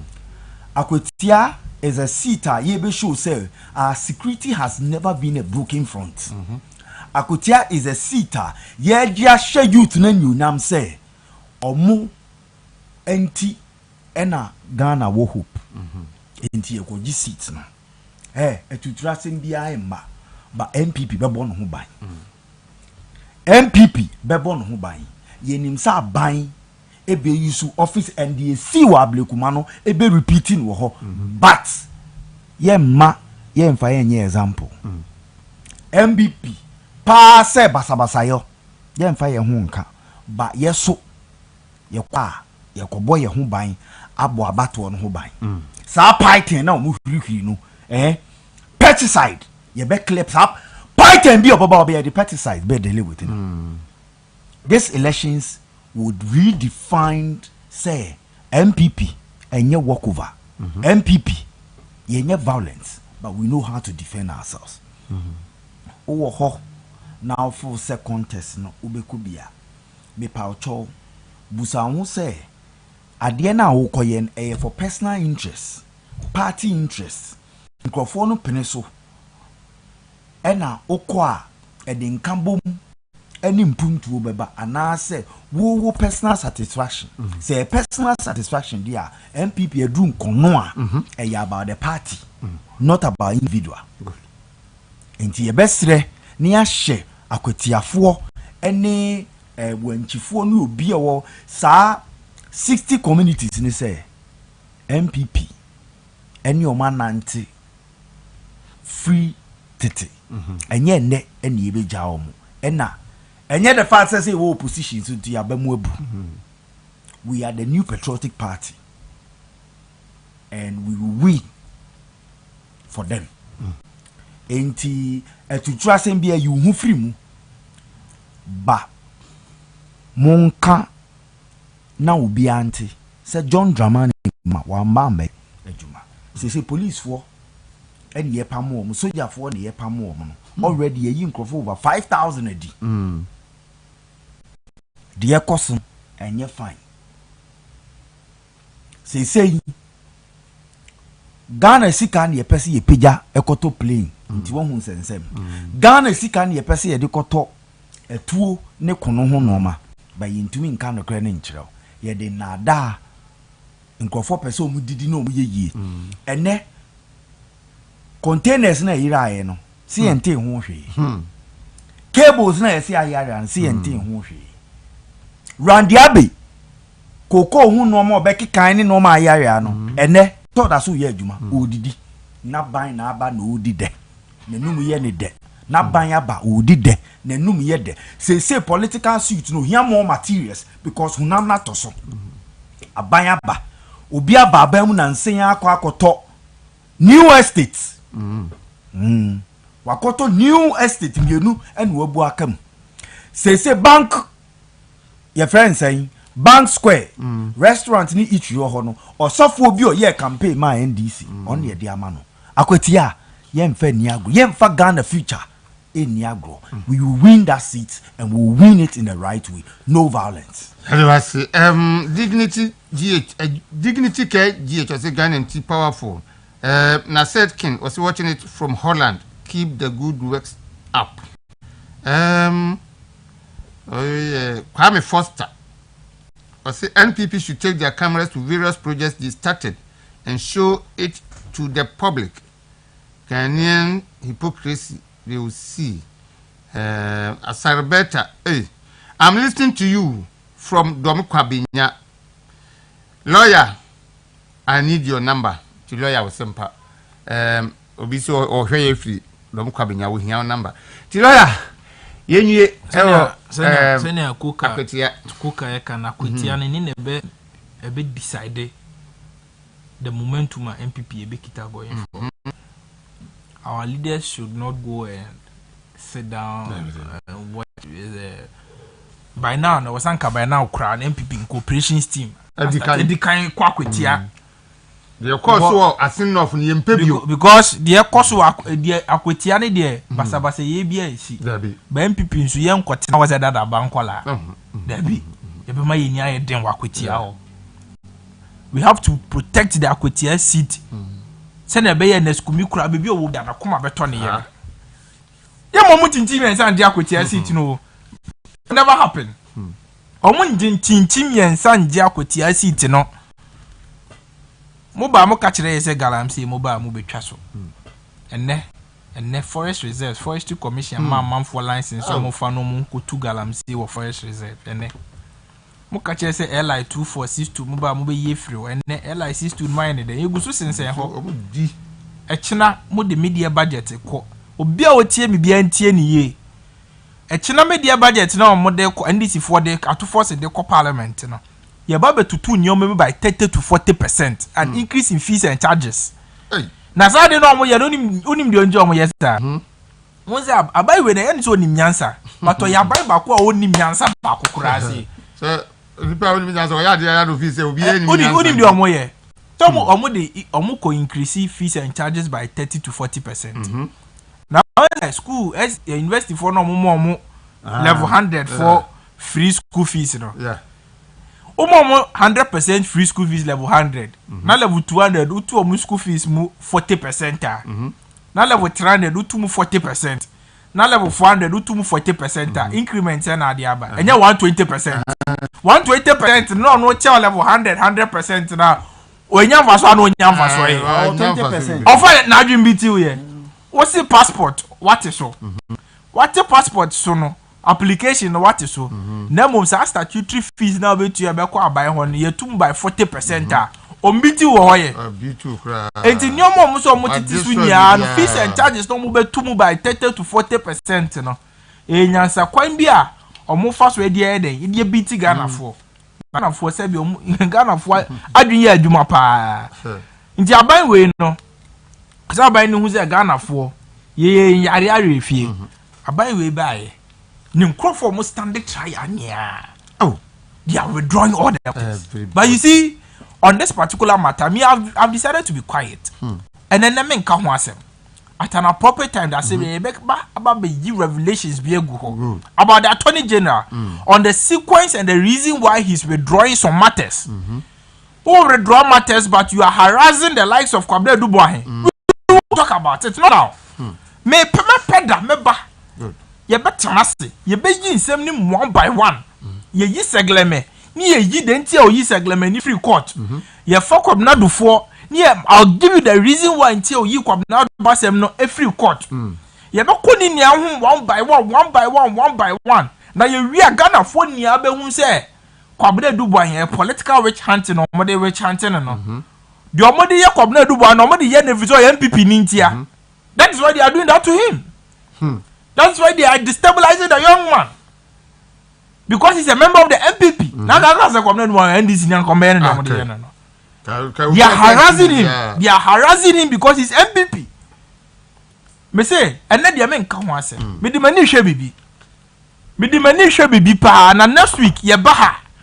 In some way ye beba be ye go about the dealings of this Attorney General and his deputy. Serious dealings are no serious revelations are ye be ye pie ne be yo mo. Serious revelations. They're there to protect the state or they are there to protect their personal interests.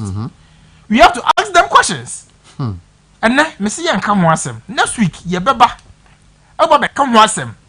So Attorney General, no, is he being an Attorney General, the principal legal advisor to the state, or he's being a principal legal advisor to his client? We will come and ask questions.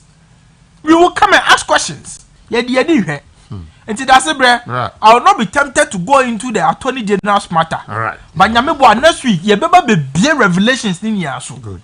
We will come and open everything. We will see. We come be omo plan ye. We omo faka mbesi anti yenko yoko. Omo pomu ye ka we omo meche ye.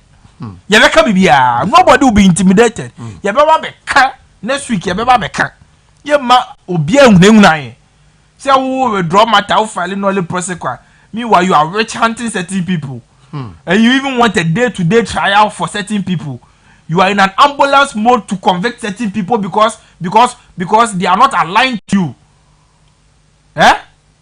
Is that the duty of an Attorney General? Yes, correct. And you are concealing evidence. You are concealing evidence. Bank statement are by 89 pages. Because you are you are acting in consensus with certain persons within some high powers within the judiciary. You think that you are who you are. Sure, it will never happen. We will say it. That's it. For the interest of the future and for the interest of the generation on board, we will say it. We will be a camera. No pass. Because we are no more Mecca. Mecca in the Attorney General. Maybe pen one that year. We will deal with the Attorney General for the next 6 months. Every day we will come and ye ni be to ni agency ni so say ya ma corporate appropriation bill on the budget ni bibia me were informant one office ho deputy Attorney General me were informant too e one office ho whatever is happening they are bringing it to me whatever is happening they are bringing it to me. Wow. They are informing me and they are good citizens. You see something great. Say something. That's great. Dasebre, we will come here and we will speak about what is happening. Whether the Attorney General is there for the interest of NDC or he's there for the interest of Ghana. When I don't pay attention in here, when you should eat the humble pie. What's why we draw Dr. Kwabena Dufo? Kona ko withdraw MPP for now. No, be ankana nuntu. Also who wa withdraw come na do for there so NDC ni a withdraw MPP for no so there. Well, not just NDC ni. They are client woman no. Withdraw. My clients were. Withdraw. Oh there beba o withdraw. O si wa withdraw NDC for there withdraw MPP for so there. No. O there withdraw na nya draw. Let you control be. No. That's all. Very good. Everything for and you did you ni na ABC. Anyway, Kwesi Boytwe Junior Esquire and Coca and you know Eddie Juma ewa hanomo. Ye producer Abrantia said Adongo Alkaline and Mr. Sanchez so eboyen YouTube. Emma baby I will be an unye bife in be HA. Your friend Dasebre Agyei job na mijinemu Emma Gordon Asarbedi akon. Nyame ya aduma ochire nwumre ye besa ni mo hia yakra mo.